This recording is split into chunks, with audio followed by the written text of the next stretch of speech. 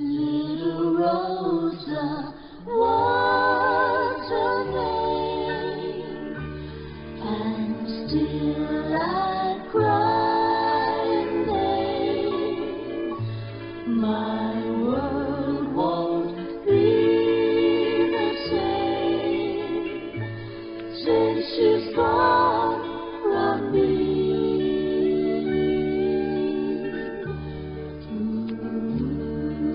I had gone to visit the grave of a friend of mine, and as I walked through the graveyard, I noticed this man kneeling down by the grave of a child, and in his hand he held a big red rose, and tears were streaming down his cheeks.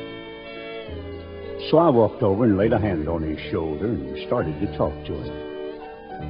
And during the course of our conversation, and in his broken English, this is the story just as he told it to me. He said, "Mister, I'm a walker down the street today, and I pass by a big flower shop. I walk in and I ask the man in the shop, I say, 'Boss, how much you for one the red rose?' And he looked at me with one big frown, and he says, 'I want $1, please.' But in a by, a swell-dressed blonde young lady walk in, and she says, 'How much you for one the red rose?' And he looked at her with one big smile, and he says, 10 cents. And I said, 'Boss, how come you charging me $1 for the rose?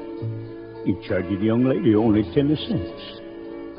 And he says, 'Look, mister, you're telling me why you want the rose, and maybe I'll give it to you for nothing.' And I said, 'Boss, I'm a hard-working man.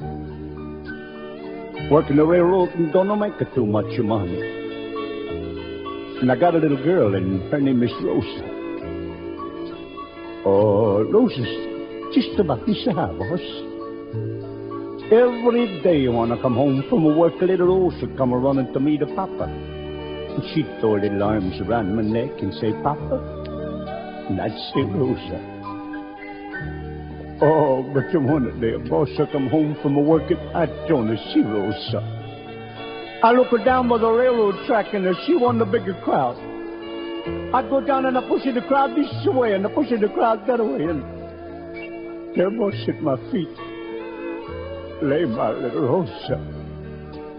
And that's why I want the Rosa, boss. I want to put him on little Rosa's grave. The man, he don't say nothing, but he picked the biggest and the reddest rose, and he give it to me. And I said, 'Thank you, boss. Thank you very much.'"